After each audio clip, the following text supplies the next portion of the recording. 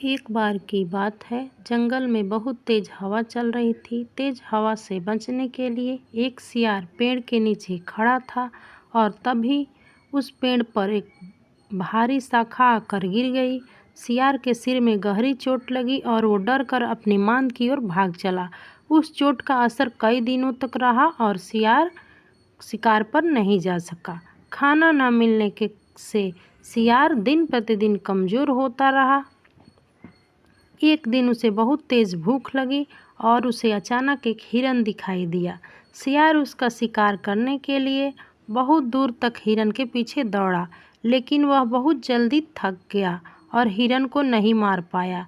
सियार पूरे दिन भूखा प्यासा जंगल में भटकता रहा, लेकिन उसे कोई मरा जानवर भी नहीं मिला जिससे वह अपना पेट भर सके। जंगल से निराश होकर सियार ने गांव की ओर जाने की ठानी। सियार को उम्मीद थी कि गांव में उसे कोई बकरी का बच्चा या मुर्गी का बच्चा मिल जाएगा, जिसे खाकर वह अपनी रात काट लेगा। गांव में सियार अपना शिकार ढूंढ रहा था, लेकिन तभी उसकी नज़र कुत्तों के झुंडों पर पड़ी जो उसकी ओर आ रहे थे। सियार को कुछ समझ में नहीं आया और वो धोबियों की बस्ती की ओर दौड़ने लगा। कुत्ते लगातार भौंक रहे थे और सियार का पीछा कर रहे थे। सियार को जब कुछ समझ नहीं आया तो वह धोबियों के उस ड्रम में जाकर छुप गया जिसमें नील घुला हुआ था। सियार जान बचाने के लिए चुपचाप उस ड्रम में ही पड़ा रहा। जब उसे लगा कि खतरा टल गया तो वो ड्रम से बाहर आया, लेकिन तब तक उसका पूरा शरीर ड्रम से भरे नीले रंग से रंग चुका था।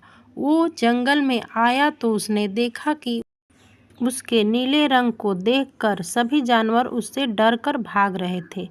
सबको खुद से यूं डरता देख दुष्ट सियार के मन में एक योजना आई। डर कर भागते जानवरों को रंगे सियार ने आवाज़ दी, भागो मत, मेरी बात सुनो, मेरी तरफ देखो, मेरा रंग कितना अलग है, ऐसा रंग किसी जानवर का नहीं है। दरअसल भगवान ने मुझे यह खास रंग तुम्हारे पास भेजा है। मैं तुम सबको भगवान का संदेश सुनाऊंगा। ब्रह्मा जी ने मुझे स्वयं अपने हाथों से यह अनोखा रंग देकर रचा है। उन्होंने मुझसे कहा है कि संसार में जानवरों का कोई राजा नहीं है, इसलिए तुम्हें जाकर जानवरों का राजा बनकर उनका कल्याण करना है। सभी जानवरों पर सियार की जादुई बातों का बहुत असर हुआ, यहाँ तक कि बाघ से चीता तक उसकी बातों में आ गए। सभी जानवर उसके चरणों में लौटने लगे और बोले, हम आपको अपना सम्राट स्वीकार करते हैं। आप ब्रह्मा के साक्षात दूत बनकर आए हैं। रंगा सियार पंजा उठाकर बोला, तुम्हें अपने सम्राट की सेवा और आदर करनी चाहिए। हमारे खाने पीने का शाही प्रबंध करो। बस सम्राट बने रंगे सियार के शाही ठाठ हो गए। अब सियार जिस जीव का मांस खाने की इच्छा जाहिर करता वो उसे परोस दिया जाता। शेर, चीता और हाथी जैसी शक्तिशाली जानवरों को उसने अपना सेनापति बना रखा था। जिन जानवरों को नापसंद करता उसको उसने जंगल से बाहर करवा दिया था। उसे अपनी जाति के सियारों द्वारा पहचान लिए जाने का भी खतरा था।